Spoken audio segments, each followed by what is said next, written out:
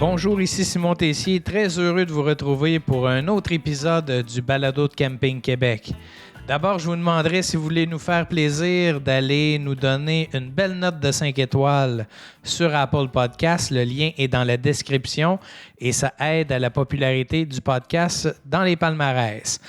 Aujourd'hui, je m'entretiens avec David Larivière, propriétaire de non pas un, mais 2 terrains de camping, soit le camping Port-Saint-François dans la ville de Nicolette et le camping DB dans la région des Cantons de l'Est. Alors, vous allez voir, David, c'est quelqu'un de très dynamique, énergique même, et nous parle de son expérience en tant que propriétaire de 2 terrains de camping. Là-dessus, je vous souhaite une bonne écoute. David Larivière, propriétaire du camping Port-Saint-François et du camping DB. Salut! Salut! Ça va bien, David? Oui, toi? Oui, ça va bien. David, propriétaire en 2021 de 2 terrains de camping, mais avant de parler de ces 2 campings-là, j'aimerais que tu me parles un peu de toi. Où tu étais, qu'est-ce que tu faisais dans la vie avant d'acheter ton premier camping, le Port-Saint-François? À vrai dire, j'ai étudié en génie électrique, une technique, et j'ai entré chez Hydro-Québec. J'ai fait 10 ans de service chez Hydro-Québec en gestion de projet. Et c'est ça. J'ai arrêté de travailler chez Hydro-Québec en 2018.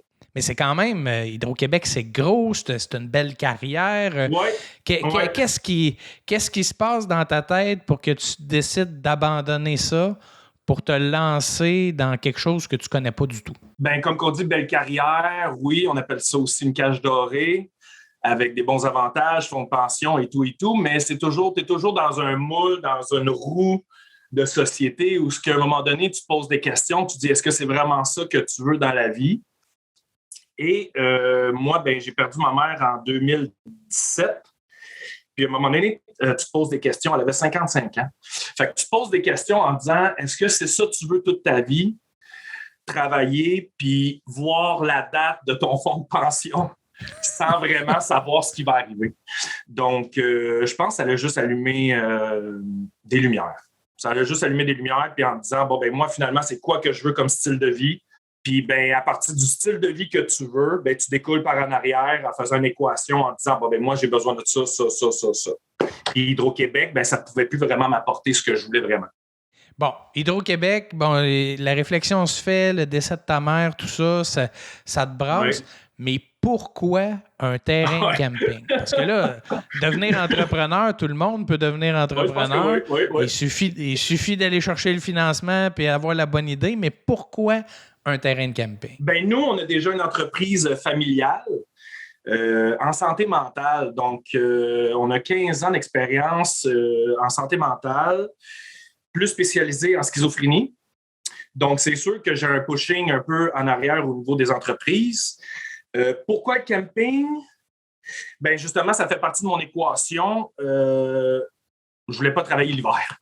Dans un sens, je me suis dit, je serais bien dans le sud, voyager, puis profiter de la vie, avoir des nouvelles expériences, vivre la vie à 100 000 à l'heure. Puis là, après ça, je suis rentré sur un site, justement, où il y avait plein d'entreprises à vendre. Puis tu y vas par catégorie et toutes ces choses-là. Puis, ben, c'est sûr que tu ne vas pas dans des restaurations, tu ne t'en vas pas dans d'autres choses comme ça. Fait que j'ai fini avec un camping.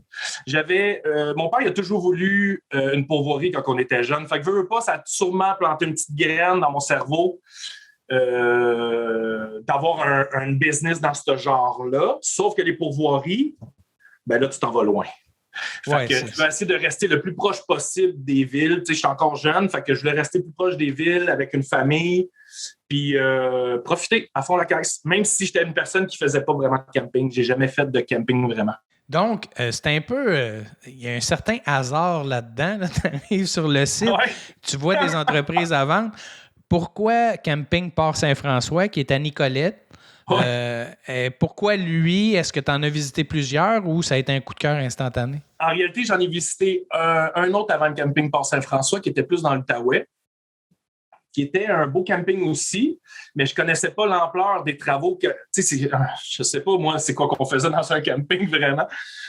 Fait que finalement, on a mis celui-là sur hold, puis un agent immobilier nous a dit oh, on a correct quelque chose à Nicolet, camping Port Saint-François. Fait qu'on s'est envenu tout de suite ici.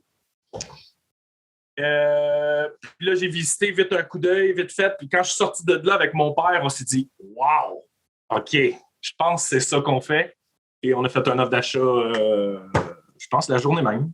Quand tu dis wow, c'est quoi le wow que tu as eu au camping Port Saint-François? C'est quoi qui t'a marqué le plus à ta première visite?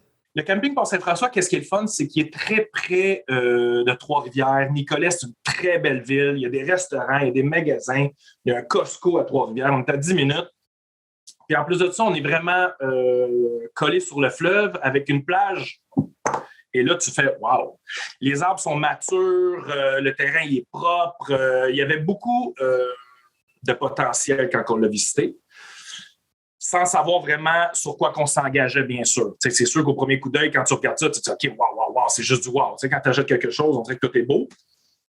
Mais c'est ça, il y avait l'endroit est vraiment, vraiment bien. Je l'adore pour vrai. Les arbres matures, ça fait de l'ombrage partout, les terrains sont propres. C'est la vie de rêve. Tu parles des terrains. Il y a combien de terrains à l'époque? C'est quoi la répartition saisonnier-voyageur? À quoi ça ressemble? Quand j'ai acheté le camping Port Saint-François, c'était 250 terrains. Mais j'ai remarqué beaucoup aussi que le nombre de terrains, ça veut dire quelque chose, mais en même temps, moi, c'est remplir les terrains. On peut avoir 400 terrains, puis s'ils ne sont pas pleins, ben, c'est un chiffre pour moi, le nombre de terrains. Donc, j'ai descendu ça à 240 terrains parce que j'ai agrandi des terrains saisonniers qui étaient déjà en place. J'ai coupé de mes terrains pour en faire des plus beaux et des plus gros. Et c'est ça, je tourne dans les alentours du 240 présentement. OK. Puis 50 passant, 50 saisonniers. Outre ces aménagements-là, c'est assez rare là, qu'on élimine des terrains pour en faire des plus grands. Ouais. Outre ces investissements-là, est-ce qu'il y a d'autres investissements que tu as dû faire rapidement parce que tu as constaté que ce n'était pas exactement ce que tu pensais au départ? Le réseau Wi-Fi, surtout quand j'étais arrivé, moi, j'étais un gars techno un peu. Fait que quand j'ai vu le réseau Wi-Fi, j'ai dit non, on change ça. J'ai fait faire rentrer la fibre optique à l'entrée de mon camping. J'ai changé toute la technologie pour arriver avec le 5G. Donc, c'est sûr qu'il ne faut pas parler de 5G, c'est 5G Wi-Fi. Donc, on ne rentrera pas dans le discours complotiste. On ne rentrera pas dans le complotiste. Mais j'ai tout amélioré au niveau du système Wi-Fi. Mes saisonniers par rue, j'avais 200 ampères, des panneaux de 200 ampères. J'ai mis du 400 ampères chaque rue, souterrain. Donc, moi, chez Hydro-Québec, j'ai eu la chance de toucher à l'aérien puis le souterrain en conception. Donc, j'ai décidé de m'en aller tout de suite en souterrain, enlever les poteaux, les fils qui traversent les rues. Donc, on est tout là-dessus, puis j'ai augmenté toute la capacité. Ça, c'est ma première année. Ma première année quand j'étais arrivé au camping. Et après ça, j'ai commencé les infrastructures aussi. J'ai changé beaucoup d'affaires dans les infrastructures parce qu'il n'y avait pas de mapping sur le camping. Donc, tu pouvais creuser n'importe où sans savoir qu'est-ce qu'il était pour avoir. Puis là, tu pognes un égout puis tu fais comme pourquoi qu'il y a un égout ici? On ne le sait pas. fait qu'il n'y avait aucun plan. C'est souvent le cas. Là. Pas de plan d'eau, pas de plan d'électricité, pas de plan d'égout. C'était dans la tête de ceux qui les ont mis là. Puis là, toi, tu dois te débrouiller avec ça. Je me débrouillais avec ça. Mais il ne faut pas oublier que j'étais un gars de bureau, moi, là chez Hydro-Québec. Là. Donc, je faisais de l'ordinateur, je faisais de la conception avec les ingénieurs, toutes ces choses-là, mais je débouchais pas des toilettes dans ma vie. Je veux dire, j'utilisais pas des outils. Mais t'es un gars débrouillard. Qu'est-ce que tu as trouvé le plus difficile, là, le reality check là, que tu as eu après une couple de mois à dire « Oh, bye, c'était pas ce que je pensais du tout. » Ben, c'est quand que, justement, je crois que le camping... c'est pas pour rabaisser les gens avant moi, toutes ces choses-là, mais des fois, si le camping a un peu de laisser-aller ou il manque un peu d'investissement, c'est là que tu te retrouves à...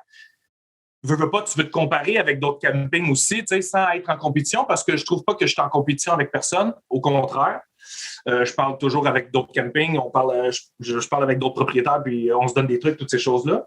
Mais c'est ça, c'est le manque qu'il y a eu d'avant, puis c'est ça que j'essaie de rattraper pour amener un standard que je veux. Est-ce que le standard que tu veux est atteint ou il te reste encore quelques investissements à faire? Non, il me reste... le standard qui n'est pas encore arrivé. Je me donnais 5 ans. Là, c'est ma 4e année d'opération que je commence. Et j'ai plein d'autres petits trucs qui s'en viennent dans ma vision. Là. À date, je suis bien aligné. C'est sûr qu'avec la COVID de l'année passée, l'entrée de la COVID, ça me ralentit beaucoup. Et j'ai eu aussi, moi, en 2019, j'ai eu une inondation. Donc, la moitié de mon camping était en inondation. Donc, ça me ralentit beaucoup sur mes projets, mais je les ai fait quand même. Les inondations, est-ce que c'est quelque chose qui arrivait dans le passé au camping? Étais-tu au courant de la possibilité ou ça a été une totale surprise? Ben, on me disait qu'il y avait un petit peu d'eau, c'est sûr, sur les terrains, parce que je veux pas, j'étais proche du fleuve, puis il disait que c'était un terrain tampon en bas, là. Fait que je dis, OK, c'est beau, parfait. De toute façon, t'es là, puis t'as tes lunettes roses, puis tu dis, tout est beau, le camping est parfait, toutes ces choses-là, mais c'est quand tu le vis, my God, là, tu fais comme, bon, fait que c'est quoi la stratégie qu'on doit apporter? Mais là, j'avais des saisonniers qui étaient beaucoup en terrain inondable, que j'ai tout sacrifié ces saisonniers-là. Donc, j'ai pas reloué ces terrains-là en tant que saisonnier. Mais pas parce que tu as des terrains que tu vas avoir du monde qui va venir absolument camper ça puis les remplir. Fait que c'est là que tu te fais comme, wow, attends un peu, tu manges un coup au niveau monétaire quand tu fais des changements rapides comme ça. Donc, c'est ça. Ça donne un gros coup, ces choses-là. Bon, tu dis c'est ta 4e année d'opération. Un camping, c'est déjà beaucoup d'ouvrages. Qu'est-ce qui se passe dans ta tête pour qu'à un moment donné, tu dises « Ouais, moi, un camping, là, c'est le fun, mais j'aimerais ça d'en avoir un deuxième. » Pourquoi? Ben, je t'avoue que ce petit élément déclencheur-là, c'est quand on a eu une réunion à Camping Québec à un moment donné, puis il y a un gars qui venait tout le temps poser des questions à Camping Québec, puis à chaque fois, il nommait un nouveau camping. Puis j'étais comme, hein? Il y a combien de campings, ce gars-là?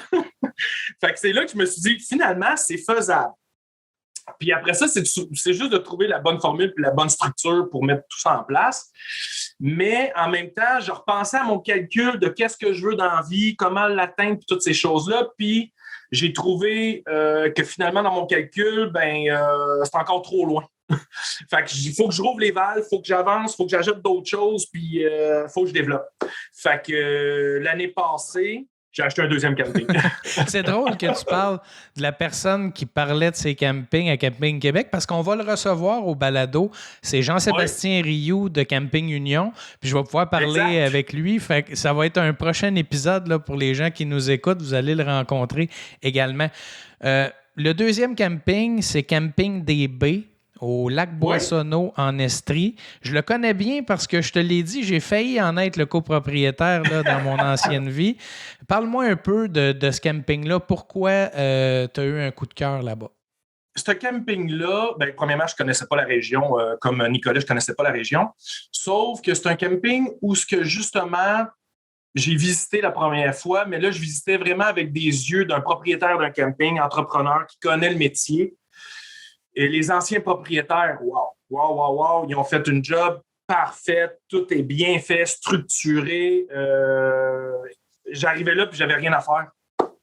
Tout était déjà bien monté. Le lac de 7 km, marina de 25 emplacements, kayak, la pêche au doré parce qu'on fait de l'ensemencement. C'est deux styles complètement différents du camping Paul Saint-François, que lui, on l'a viré plus style familial. On l'amène plus du style familial près de la ville versus l'autre qui est plus relax, mais en même temps, 80% saisonnier, 20% passant. Donc, lui, il était plus saisonnier là-bas. Le nombre de sites exacts là, au Camping des Baies? 185 terrains. De mémoire, il y avait des possibilités d'agrandissement de ce terrain-là, parce qu'à l'époque, il était bordé de terre, de terre en bois de boue, là, comme on appelle. Là, c'est une forêt. Est-ce qu'il y a possibilité d'agrandir toujours ce camping-là? Oui, effectivement. Là, qu'est-ce qui est arrivé, c'est que cette année, j'ai refait toutes mes structures d'entreprise. Et veux pas, c'est que tu dois engager du personnel qui n'était pas peut-être dans mon calcul. Et j'ai mis des bûcheux sur les terrains. Ils ont commencé à bûcher. Il y avait encore un peu de neige. J'ai dit, garde ici, là, on développe 16 nouveaux terrains. Fait que j'ai commencé à développer 16 nouveaux terrains au mois de début mai, fin avril, début mai. Avec mes nouvelles structures, j'ai engagé du nouveau personnel. J'ai du monde en or qui travaille avec moi. Puis j'ai de l'emplacement en masse pour développer, mais j'y vais dossier par dossier présentement. C'est beaucoup de travail. J'ai remarqué qu'avoir un camping, c'est beaucoup de travail. C'est des nuits, des fois, qu'on ne dort pas parce que, justement, j'ai une vision puis je veux y arriver. Puis je vais y arriver, mais c'est beaucoup de travail. C'est quelque chose. Tu peux pas être à deux places en même temps, là. Nicolet, dans le coin de Windsor, là, c'est dans le coin de Windsor, Camping DB. C'est pas proche, là. C'est pas proche. Comment tu fais pour arrimer les deux? Là? Avoir deux campings à proximité, c'est une chose, mais deux à très longue distance, c'est une autre histoire. Ben, j'ai mis toutes les. En réalité, aujourd'hui, on peut tout travailler en distance. Tout ce qui est administratif, comptabilité, toutes ces choses-là. Aujourd'hui, tu peux tout faire ça à distance. On a le Zoom, fait que je fais des Zooms avec mes employés là-bas. Puis sinon, je descends là-bas 2 fois semaine. Puis pour aller voir si tout va bien, répondre aux questions. Puis on roule comme ça. À date, c'est ça ma structure. Est-ce qu'elle peut être améliorée? Oui. Est-ce que je peux aller chercher un petit peu plus de qualité de vie? Peut-être. J'aimerais ça. Mais c'est comme ça que je l'opère présentement. J'y vais 2 fois semaine comme ça, mais c'est sûr qu'il faut t'engager des employés, c'est sûr qu'il y a des frais et des coûts à tout ça. Est-ce que les clients savent que tu as 2 terrains de camping, que tu es peut-être moins présent? Puis on sait, les saisonniers, ils ont un sentiment d'appartenance envers le camping, mais envers le propriétaire aussi. Est-ce que les saisonniers au Camping DB sont jaloux parce que tu passes plus de temps à Port-Saint-François? Comment ça se passe, la relation avec la clientèle? Je sais pas si c'est jaloux. Mais effectivement, j'ai remarqué ça, que justement, eux autres, je dis eux autres, les saisonniers veulent une genre de présence du propriétaire. J'ai pas encore trouvé le pourquoi et comment agencer ça, mais moi, j'ai jamais été saisonnier, j'ai jamais été passant, donc je peux pas savoir qu'est-ce qu'ils vivent eux. Qu'est-ce qui est plate dans tout ça, c'est quand j'ai acheté le Camping DB, j'ai été au Costa Rica, puis le COVID commençait. Fait qu'il a fallu que je raccourcis tout de suite mon voyage du Costa Rica. Je revenais ici, puis là, on se dit, aïe, je suis en train d'acheter un camping, ça va tout s'ouvrir ou quoi que ce soit. Fait que j'ai pas eu encore le temps d'avoir un meeting avec les saisonniers. Comme qu'on fait d'habitude, une ouverture de saison, on rencontre nos saisonniers, mais là, on ne pouvait pas. On appelle ça une assemblée des campeurs, même si ce n'est pas une assemblée, là, c'est plus une réunion d'information. Ouais. Mais c'est peut-être dans la culture que les saisonniers ont un attachement aussi fort que ça. Oui, c'est dans la culture. Puis moi, peut-être que je suis un propriétaire, on va peut-être m'appeler le propriétaire rebelle, si on veut, parce que les cultures, c'est correct, mais pas parce qu'on fait quelque chose pendant 20 ans que c'est la meilleure affaire à faire. Puis moi, je suis très proche de ma clientèle, de mes saisonniers, de tout le monde. Dans un sens, je me mets dans le moule. Est-ce que des fois, ça a des avantages? Oui, mais des fois, ça a des inconvénients parce que ça rentre dans ta vie personnelle aussi un peu. Mais je pense qu'ils sont très bien aussi au Camping DB. Puis le staff qui est là présentement, my God, je ne pouvais pas avoir mieux. Présentement, au Camping Port-Saint-François et au Camping DB. Parce que c'est difficile dans l'industrie touristique d'aller chercher des employés. Il y a pénurie de main-d'œuvre un peu partout. Comment tu réussis à tirer ton épingle du jeu et à avoir tout ton monde? Je sais pas. Je ne sais pas comment j'ai fait pour vrai. J'ai eu du bon staff ici puis au Camping DB. Et je ne sais pas en tout comment. Je suis chanceux. Le soir, je me couche puis je me dis que je suis chanceux. Puis j'aime ça. Puis je le dis je ne veux pas dire à mes employés, avec le monde avec qui je travaille, je leur dis comment je suis chanceux aussi. Puis je pense qu'ils ressentent ça aussi, je crois. Je pense que oui. Bien, je pense pas que tu es chanceux, David. Je pense qu'on fait notre chance.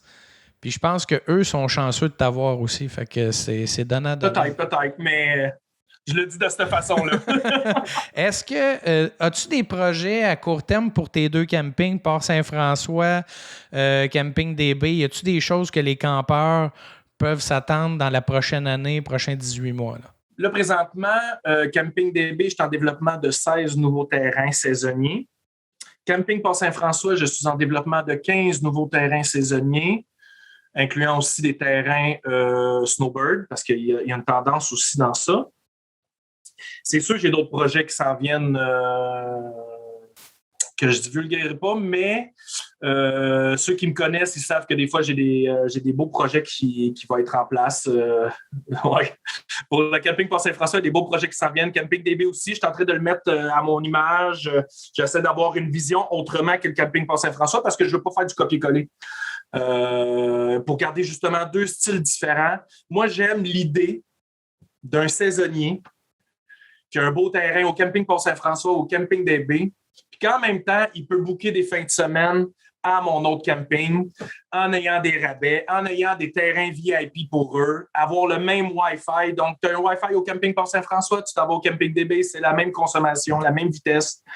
C'est ça que j'aime. Je trouve que c'est un beau combo, ça, avoir des saisonniers, puis que le saisonnier peut aller aussi aller se promener.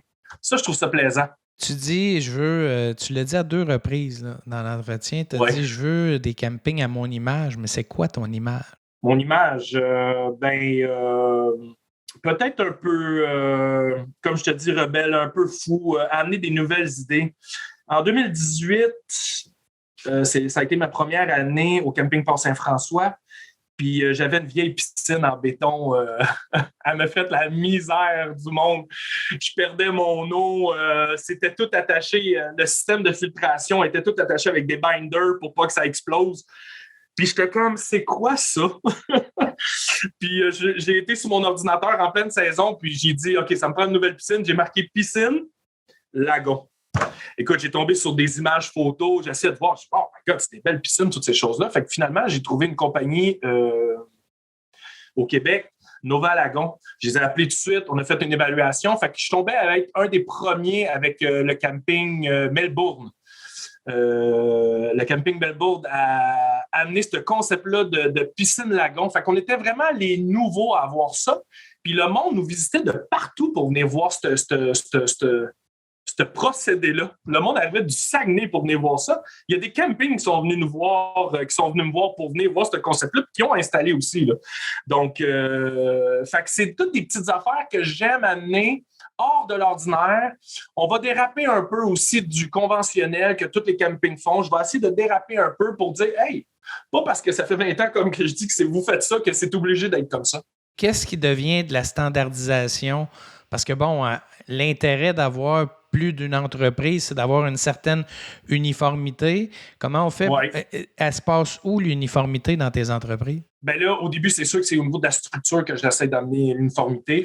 Puis avec la gestion de la clientèle, ben c'est du essai-erreur.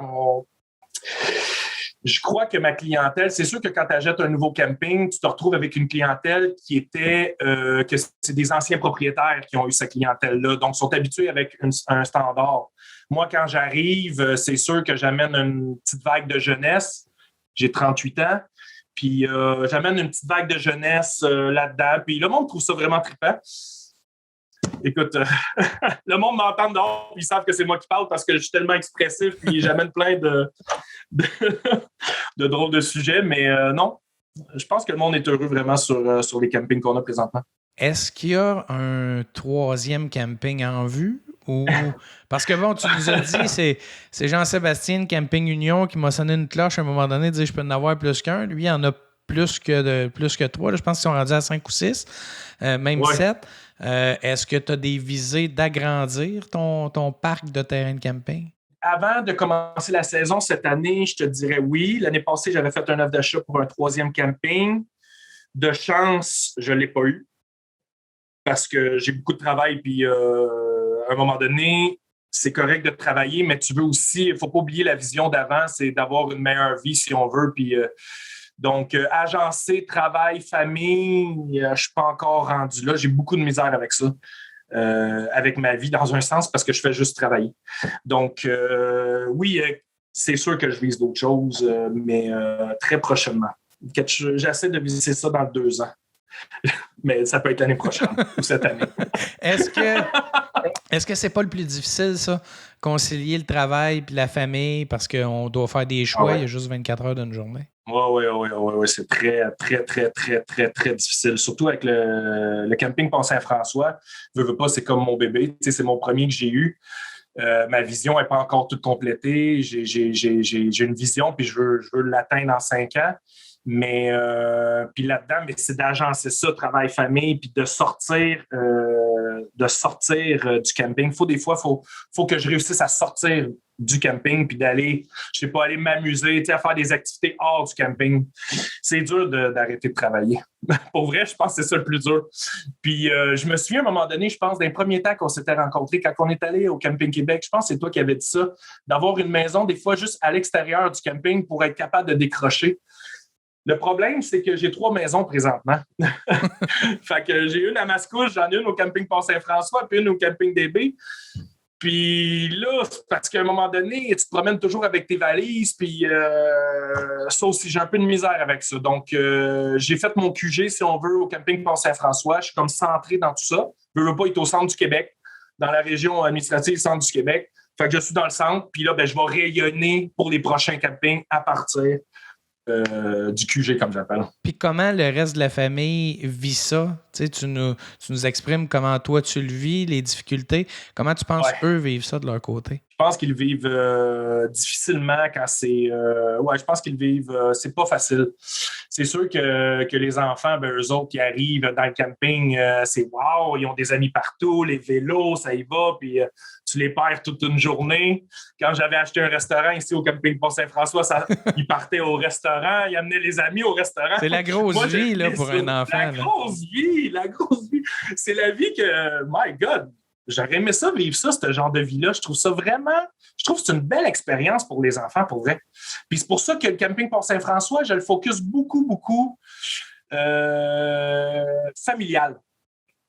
Je le focus beaucoup familial, justement, pour amener ça, parce que je trouve ça beau à voir les enfants partir comme ça, aller jouer. Je trouve ça plaisant. David, tu es un gars plein de projets. Tu m'as dit au début de l'entretien, c'est le décès de ma mère qui a fait que j'ai dit non, je veux pas vivre dans une cage dorée, je dois me secouer puis faire ça. Je peux te dire aujourd'hui, je pense que ta mère d'en haut, là, elle doit être pas mal fière de son gars. Je pense que oui. J'aimerais. C'est sûr que oui. C'est sûr que oui. Écoute. Mais en même temps, de me dire, faut que je ralentis un peu, puis passer à ma santé, puis vivre la vie de rêve. Parce que depuis que j'ai le camping, c'est la vie de rêve. Pour vrai, j'ai jamais... puis je le dis des fois quand je parle à d'autres propriétaires de camping, à Mario du Camping Bonjour, exemple, j'ai dit, hey, ça, c'est la vie de rêve. Puis des fois, quand un propriétaire de camping, ça fait 20 ans, 30 ans qu'il fait ça, peut-être que des fois, on oublie cette petite étincelle-là qu'on a quand on achète un camping ou quoi que ce soit. Mais en tout cas, moi, c'est ça que j'ai. puis je trouve ça plaisant d'avoir ça, puis être encore crinqué comme ça. Puis le monde, je pense qu'il te voit quand il arrive ici. Oh, je suis convaincu de ça. Ça paraît. Écoute, ton dynamisme est contagieux, David. Tu pousses l'industrie vers le haut. Écoute, je te remercie beaucoup d'avoir pris de ton temps avec moi aujourd'hui. Puis je te souhaite le meilleur des chances avec tes 2 campings et peut-être le 3e, mais surtout de trouver un bel équilibre à travers tout ça. Merci beaucoup. Merci, David. Bye-bye. Merci. Bye-bye.